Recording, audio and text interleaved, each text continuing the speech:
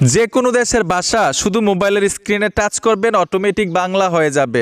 যে কোনো দেশের ভাষা, আরবি, হিন্দি, তামিল, চায়না, উর্দু, যে কোনো দেশের ভাষার লেখার উপরে টাচ করবেন এই মোবাইলের স্ক্রিনে, বাংলা হয়ে যাবে। আপনাদের বিশ্বাস হচ্ছে না? না, এই যে দেখেন আমি একটা লেখা দেখাচ্ছি, ইংরেজি লেখা দেখলেই তো আমাদের মাথা ব্যথা আরম্ভ হয়।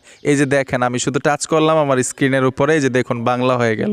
শুধু ইংরেজি লেখা হয়েছে এরকম না কিন্তু, আরবির উপরে টাচ করবেন বাংলা হয়ে যাবে, হিন্দির উপরে টাচ করবেন বাংলা হয়ে যাবে, তামিল লেখার উপরে টাচ করবেন, উর্দু লেখার উপরে টাচ করবেন, বাংলা হয়ে যাবে। সহজেই কিন্তু আপনি বুঝতে পারবেন। তো চলেন টেকনিকটা শিখে আসি।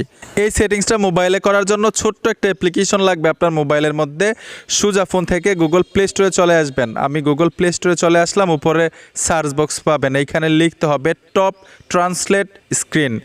টপ ট্রান্সলেট স্ক্রিন লিখে দেওয়ার সাথে সাথে কিন্তু কাঙ্ক্ষিত অ্যাপ্লিকেশনটা চলে আসবে। লোগোটা দেখুন, এই লোগোটা দেখে ফোনের মধ্যে ইনস্টল করবেন। ইনস্টল করার পরে কীভাবে অ্যাক্টিভ করবেন, কীভাবে টাচ করলেই কাজ করে লেখাগুলো বাংলা হয়ে যায়, এটাই আপনাদেরকে দেখাবো সহজে।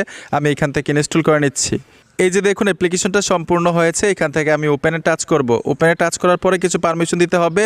এখান থেকে লাল বাটনটার উপরে ক্রস আইকনটাতে টাচ করে দিবেন। এইখানে দেখুন দুইটার মধ্যেই ইংলিশ দেওয়া। এখন এইটারে বাংলা করব আমরা।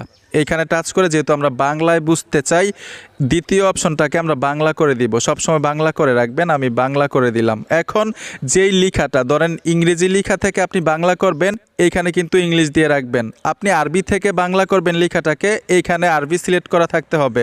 আপনি হিন্দি থেকে বাংলা করবেন, এইখানে হিন্দি সিলেক্ট থাকতে হবে। এক কথায় হচ্ছে যেই ভাষাটাকে আপনি বাংলা করতে চান, যেই লেখাটাকে আপনি বাংলা করতে চান, সেই লেখার ভাষাটা এখানে আগে সিলেক্ট করে নেবেন। ঠিক আছে?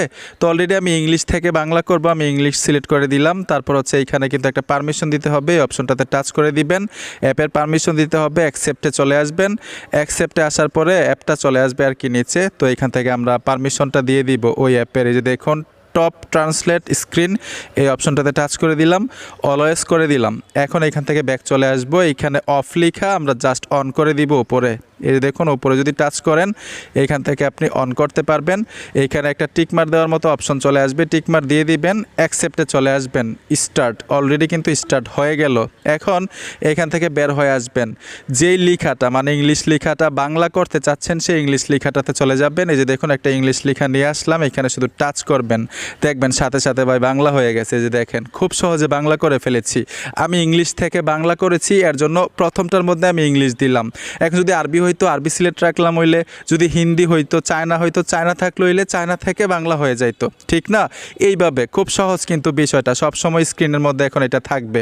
যে কোনো স্ক্রিন মানে যে কোনো স্থানে রাখতে পারবেন মোবাইলের।